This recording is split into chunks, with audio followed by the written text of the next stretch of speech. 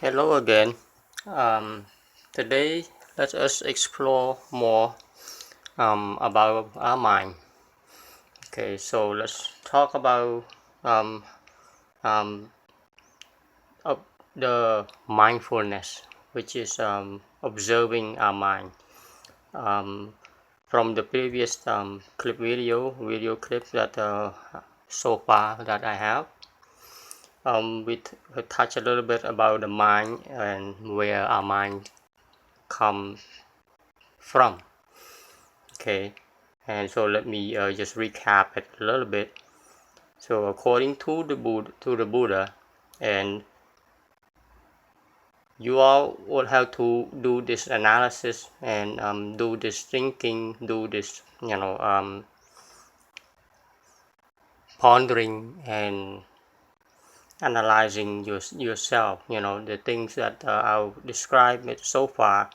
These are the lessons that the Buddha had left for us to study and to practice, to observe and to follow, and only through that we can experience it for ourselves, whether what the Buddha has said is true or not, because the truth is something that we have to find out ourselves. It's not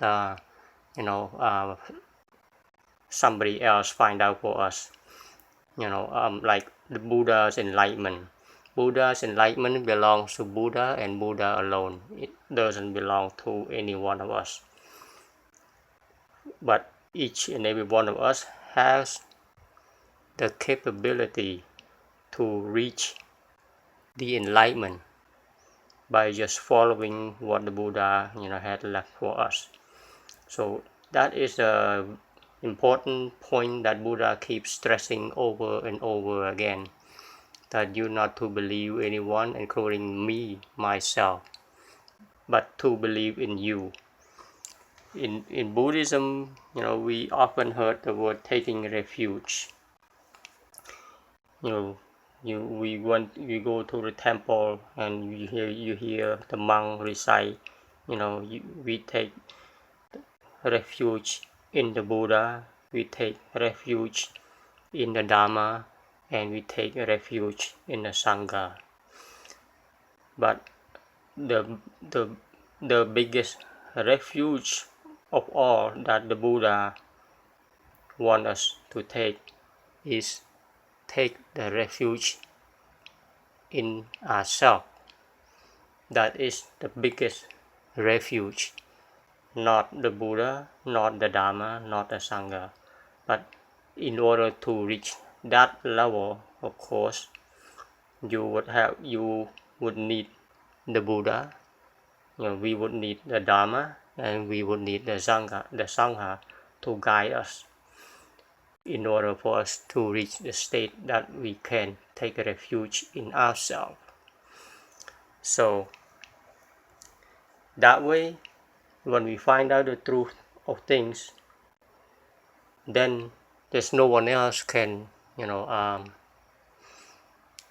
tell you otherwise, because it's something that you experience for yourself. Okay, so another thing is so that's why in Buddhism, Buddha had described three levels of wisdom. Okay, the three levels is in Pali word is called Sauta Panya, meaning the wisdom of listening, wisdom of hearing, Sauta Panya. The second wisdom is Chanda Panya, meaning the wisdom of the mind. Once you get to comprehend the different theory and you do your own analysis and you get to understand truly that yes, the theory makes sense to you, and yes, you can accept what the Buddha said. But that's just at the surface level. Okay, now the third level is called Bhavana Panya. It means the meditation wisdom. This wisdom comes by itself through meditation. This wisdom, you have to practice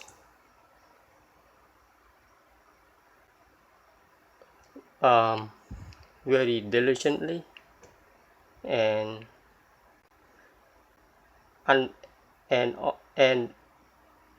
do it your best. Do the best you can by meditation, by observing yourself, by doing the breathe in and breathe out and feeling the different sensation that's happening. And once you get deeper and deeper into the meditation, this wisdom will show up by itself. It's not something that you try to achieve, because when you try to achieve, that means you have desire. See? And when you have desire, it takes you to the wrong place. So this wisdom, the third wisdom, which is called Bhavana Panya, the wisdom of meditation, it will come by itself.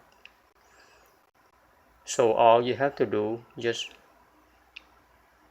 breathe in and breathe out and observe the different sensation, the different feeling, the ebb and the flow of things that go inside you, that go, what's happening inside you, the thought process, the pain that happen, from sitting for a long period of time, the different sensation in your head, in your body, and the many things that each person has, this experience. Everyone has different experience. Some people experience ball of fire. Some people experience incredible bliss that you cannot describe, and so many other things. But that's not the goal. You want us would have to go beyond that.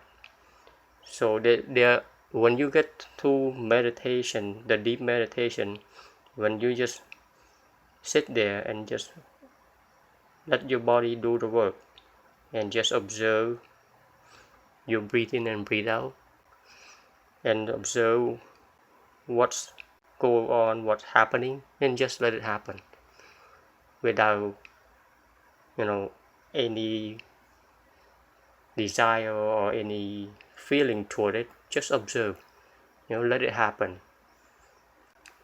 And from that, you will get the wisdom will come by itself. You will get to understand, you will get to witness the different things that happen. And from those experience, that deep experience from meditation, even though it happened to you at a fraction of a minute or only a few seconds or whatnot, it's one of those incredible experience that you say, wow, okay, now I'm beginning to understand the real truth of all things. And from that you can apply the wisdom to the different things that happen in life when you come back, to reality, sort of, that we call reality. Because you will find out that everything comes and goes, nothing stays. Through the pretty much the main purpose or the whole purpose of meditation is to find out, what goes on inside us and all around us. And you will get to understand one of the law that the universal law that Buddha taught, was the law of impermanence. Impermanence, as we all know, is that everything changes, nothing stays the same. But at the meditative level, when you do the meditation, you will get to understand it even deeper, not just at the surface level that we all say, oh yeah, everything changed, nothing stays the same, everything. But we all say that, but when things happen, we forgot all about it, and we cannot accept it. For example, our loved one.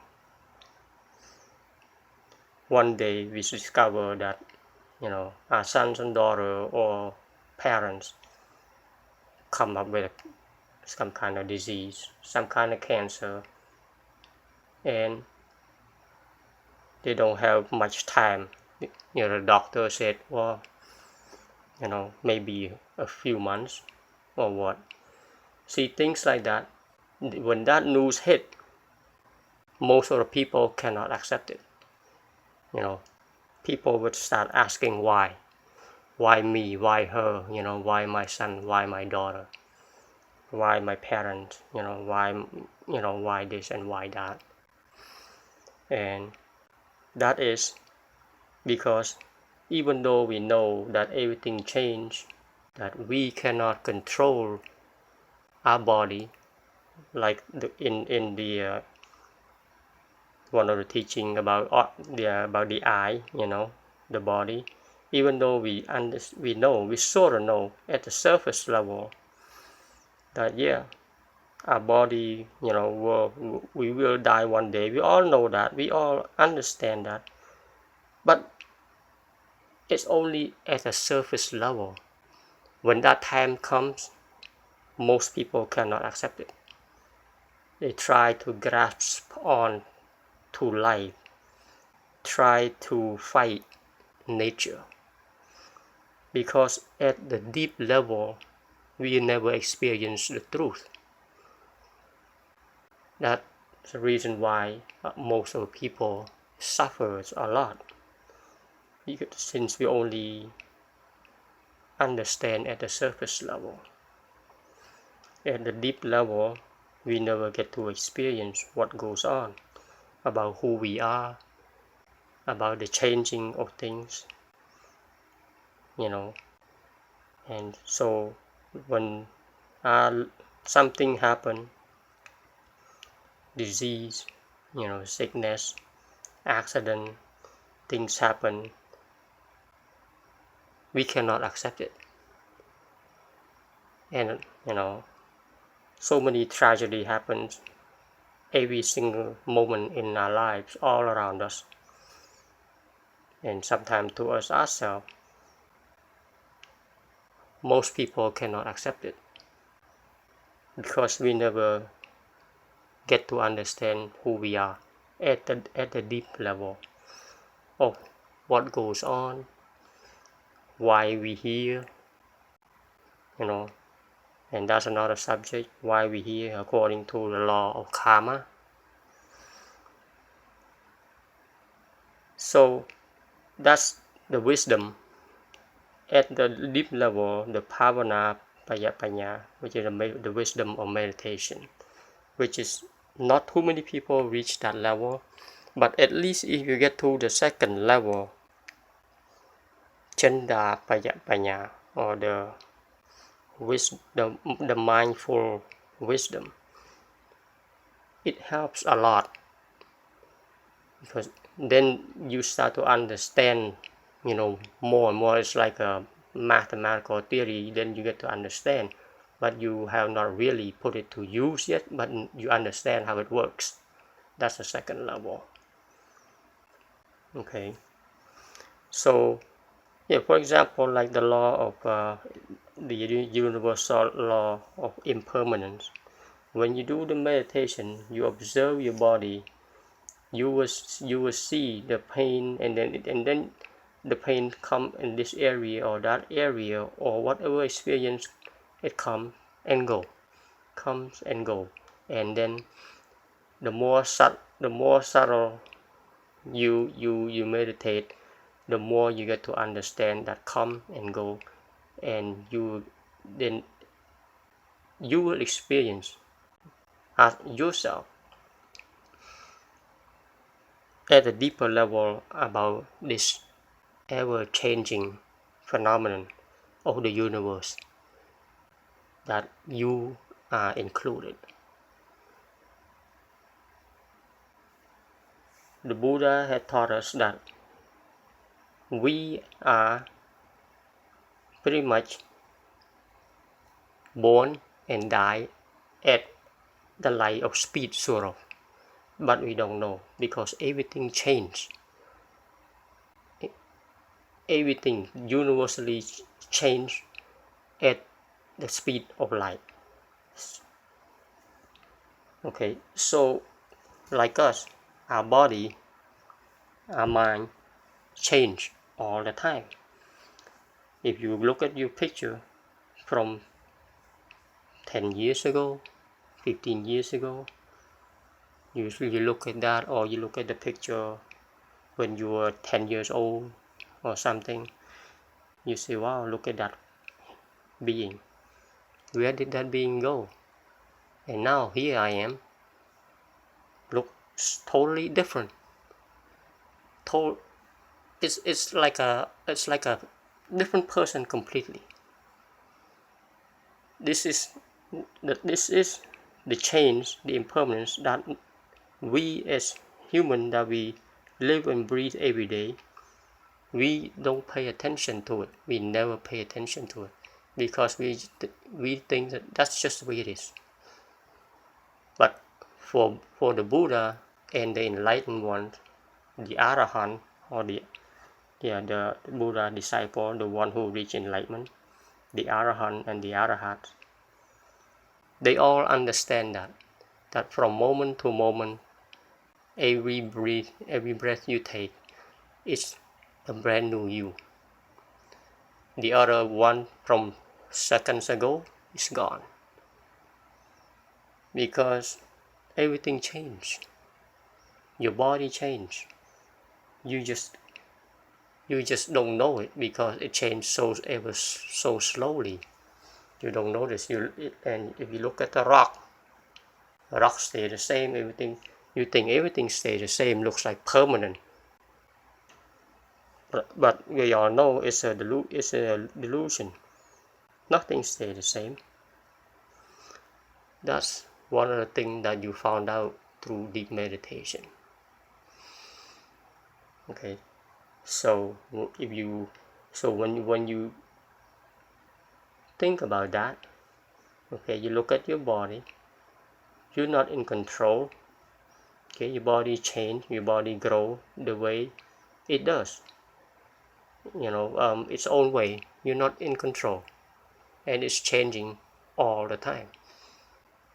Those little guys inside you, inside me, they're working day and night, right? And they die and they're born at every single second. And do we know? Of course not. We have no clue what they're doing in there. And do they know that they are part of us? Of course not. They just do whatever they think they need to do to survive. Grasp the oxygen from the lung, or get the nutrient from the food, and that's all they know. They don't know that what they do is support us. Just like us, we think we do all this stuff that we are eating and we are breathing right now, okay? And we think that's life, that's our purpose. But how do we know that we are not part of something bigger? See, we don't know. We never thought of that thing. We thought we just do our own stuff, living and, making a living and all that stuff. It's the same thing as our molecule, a little guy in there. They just think they making their own living, their own stuff, until one day this, everybody get tired. Some part of the whole being here stop functioning and the whole thing go kaput. The same thing as us. We doing our stuff. We have no clue what we do here affects something bigger that we don't know. That's a problem right there. Okay, you see, because we never thought, we never see the big picture. We thought that we are own independent self. We are unique. We are one independent entity, living, breathing under our control against everything else outside us, against the world, in a sense, against it. We are sort of like here, I versus nature, or I versus the universe. We never thought that, whoa, what I do, whatever my action affects Mother Earth, affects nature, affects the universe. We never thought of that. Just like our own little molecule, who never thought that whatever they do affects our body.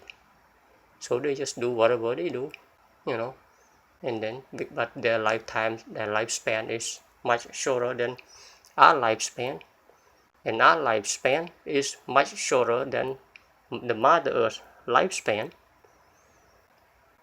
and Mother Earth's lifespan is shorter than the universe lifespan. See, things like that. It's like it's an order. When you get to understand that, that's another part that we come to an understanding that, oh wow. So me, the so-called me, I am who I am here, and the little molecule, and Mother Earth, and the universe, we are all sort of like one. We all depend on each other. Our action affects each other. Whatever we do, it affects Mother Earth, just like whatever the little guy in our body do affects us. You wake up, all of a sudden you have this pimple, gnat on your face.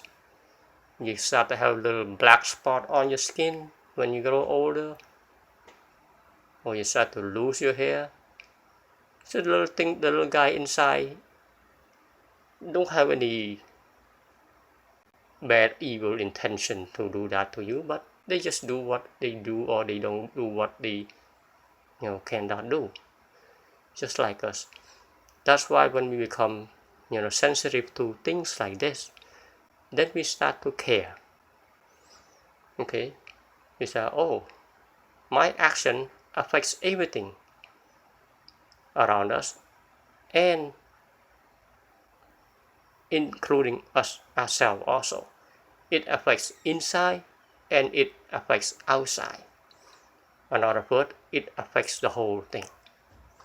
See, when you get to understand that part, then you start to care. Okay, you start to care about the inside, which consists of your body and your mind. The inside has two, not just the body and your mind. Then you start to take care of your mind also, and you also start to take care of everything outside, your environment, your parents, your friends, your co-workers, your country, and humanity as a whole. See, when you get to understand deep like that, then you start to see people as people, like the Buddha. The Buddha don't see different nationality. The Buddha only see human. No more, black or white, yellow or red or whatever. No more. There's no nationality either under the eyes of the Buddha. Just human. Because the Buddha understands that we are all one. Whatever we do affects everyone, affects everything. Human, nature, rock, river, and all that stuff. That's through the power of deep meditation. Through the power of understanding the law of impermanence. So when you get to understand that more, then you start to think about the different feelings that we have every day. The sadness, sorrow, the anger, the happiness, and everything else in between. You will start to understand that, oh, everything is changing. This happiness will come and go. This sadness will come and go. And the body change and come and go. Life come and go. Accident happen. Sickness happen. It's not under our control. A lot of stuff happen that we keep asking why. Once we get to understand the law of impermanence, we stop asking the question why. When we start to ask, okay, that happened, what do we do to make the situation